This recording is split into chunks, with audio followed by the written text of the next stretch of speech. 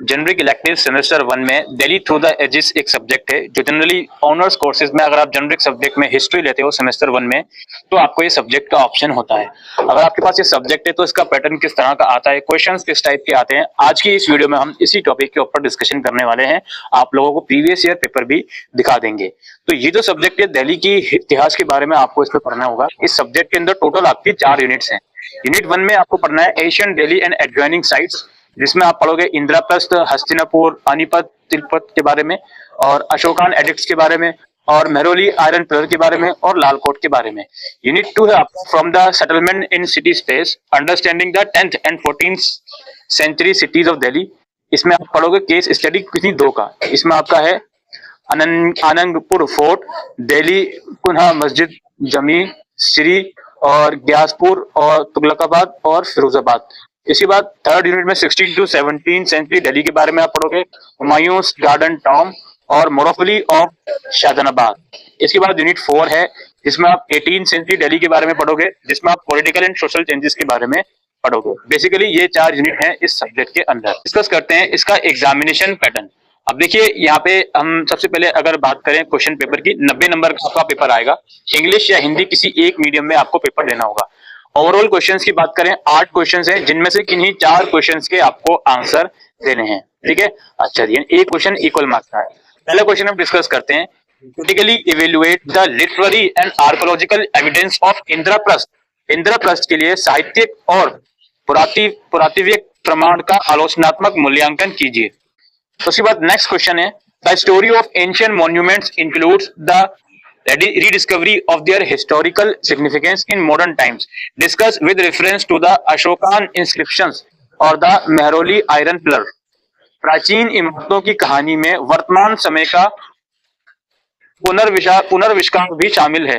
अशोक के अभिलेखों या मेहरौली के लौह स्तंभ के संदर्भ में व्याख्या करें। किन्हीं 2 के रेफरेंस में आपको इस स्टेटमेंट को जस्टिफाई करना है।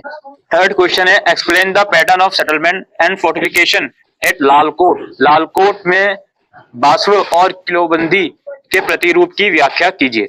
इसके बाद क्वेश्चन नंबर 4 है, examine the development and changing cityscape of Delhi between 10th to 14th century with special reference any one of the following.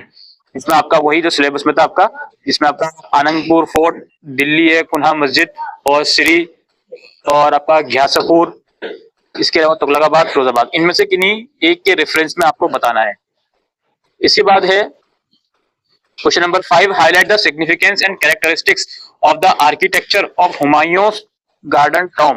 Humayun की बगीचे वाली मकबरे की वास्तुशैली के महत्व और विशेषताओं पर प्रकाश डालें। नेक्स्ट क्वेश्चन है, discuss the prominent social and cultural aspect of the imperial city of Shahjahanabad in 17th century. 17वीं शताब्दी की शहर शाहजहानाबाद के प्रमुख सामाजिक और सांस्कृतिक पहलुओं पर चर्चा कीजिए।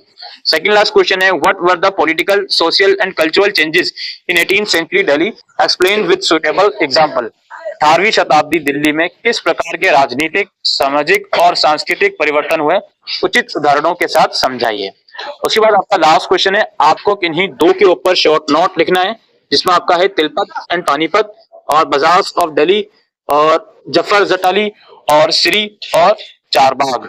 अब इसके सिलेबस पर हम एक बार वापसी आ गए हैं।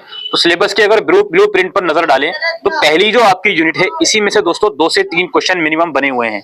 आप यहाँ पे देख सकते हो, ये आपका इंद्रप्रस्थ के ऊपर इसमें क्वेश्चन आया हुआ है और अशोकान एडिक्ट्स और मेहरौली के ऊपर आपका आया था कि इन दोनों में से किसी एक रेफरेंस पर आपको लिखना था।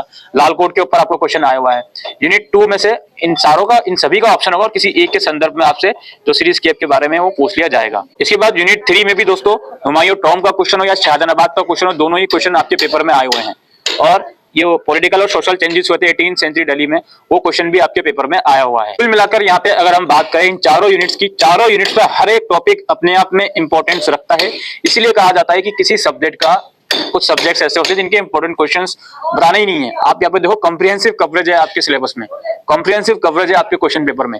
हर एक टॉपिक आप देखोगे अगर आप सीरियसली, तो हर एक टॉपिक आपके एग्जाम्स में पूछ लिया आप लोगों से। इनमें से बता दो मुझे कि आपके क्वेश्चन पेपर में कौन सा टॉपिक नहीं पूछा गया जो मैंने अभी डिस्कस किया है आपके साथ। और ये इसी साल का पेपर है, 2023 मार्च में एग्जाम हुए थे जो दिसंबर में होने थे सेमेस्टर 1 के।